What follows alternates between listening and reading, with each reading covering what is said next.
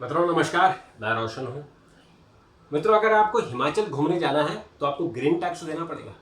जी हाँ, सिक्किम और भूटान में ऑलरेडी ग्रीन टैक्स है और इस ग्रीन टैक्स को लेकर बहुत दिनों से बहस हो रही। ये बहस जब जयराम रमेश पर्यावरण मंत्री थे तो उन्होंने भी सजेस्ट किया था कि उत्तराखंड और हिमाचल के लिए ग्रीन टैक्स लगना चाहिए, लेकिन तब उनकी आलोचना हुई थी और उनके प्रस्ताव को खारिज कर दिया गया था। लेकिन अब हिमाचल के हाई कोर्ट ने ऑर्डर किया है कि हिमाचल में एक तो प्लास्टिक फ्री, कोई भी व्यक्ति प्लास्टिक लेके नहीं घूमेगा। जैसे उत्तराखंड में आप देख रहे हैं जगह जगह प्लास्टिक की बोतलें पड़ी हुई हैं, पूरा पर्यावरण खराब कर दिया।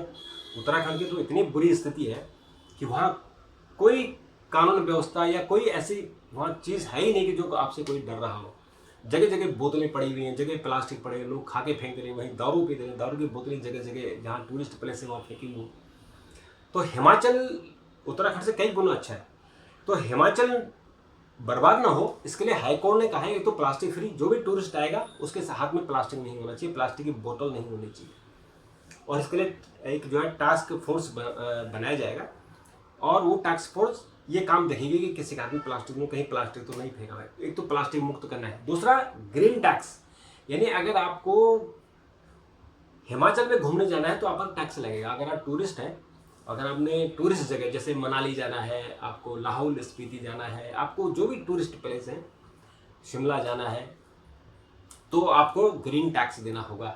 और इसके लिए उन्होंने कोर्ट ने ऑर्डर किया है, लाहौल स्पीति के जो डीएम है उनको कहा है कि आप एक एफिडेविट दो कि आप कैसे टैक्स कलेक्शन करोगे, क्योंकि लाहौल स्पीति का जहाँ बर्फ पड़ती है, ऊंचा इलाका है मनाली से ऊपर, तो उनको ऐसा लगता है कि यहाँ लोग ज़्यादा आते हैं। और आप देखते हैं कि पिछले इस बार इस गर्मी में आपने देखा कितना वहाँ भयानक ट्रैफिक जाम हो गया था, लोग निकल नहीं पाए थे।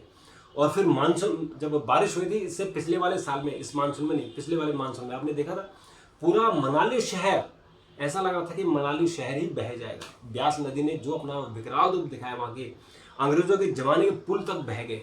तो ये सब एक तो क्लाइमेट चेंज के कारण हो रहा है, अत्यधिक कंस्ट्रक्शन हो रहा है, अत्यधिक लोग जा रहे हैं, लोगों को पागलपन लोगों में छा गया है कि लोग घूमने के लिए निकल पड़े हैं, जगह जगह ट्रैफिक जाम हो रहा है। और जब लोग जा रहे हैं तो उनके लिए सड़कें चौड़ी हो रही, और जब सड़कें चौड़ी होंगी तो पहाड़ कमजोर हो रहे हैं, पहाड़ पर गिर रहे हैं, फिर लैंडस्लाइड हो रही है। अभी आपने देखा भी इसी मानसून में आपने देखा कि शिमला में मकान ढह गए थे और भी जगह। तो ऐसा ना हो, लोग स्वस्थ रहें और ये हमारी धरती स्वस्थ रहे, हमारा जो क्षेत्र है जहाँ लोग घूमने के लिए जा रहे हैं वहाँ गंदगी ना हो, वहाँ पोल्यूशन ना हो।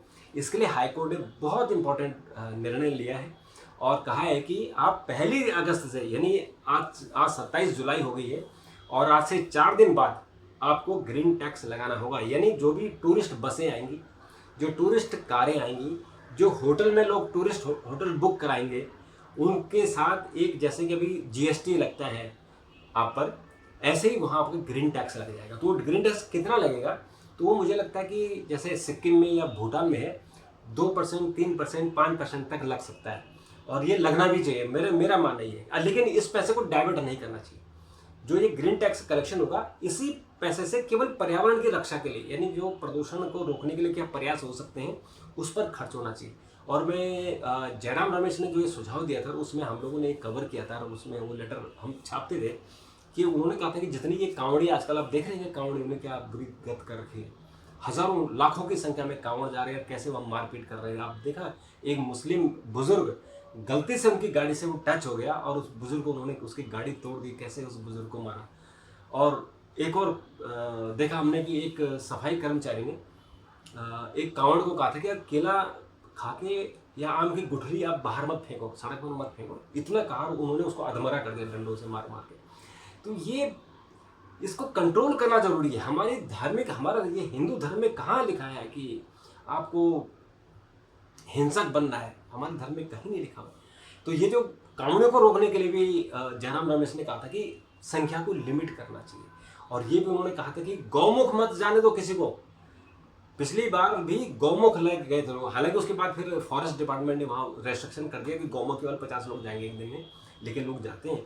और गौमुख में भी वो लोग वहाँ पिकनिक मना रहे हैं, वहाँ दारू की बोतलें मिली हैं, वहाँ तंबाकू, और बहुत सारे लोगों को तो जंगल में देखा है, वहाँ जंगल में लोग आग जला रहे हैं, वहाँ पिकनिक मना रहे हैं। तो वो भी फॉरेस्ट डिपार्टमेंट ने रोका है। लेकिन वहाँ भी एक कोर्ट का, सुप्रीम कोर्ट के ऑर्डर के कारण रुका है वहाँ।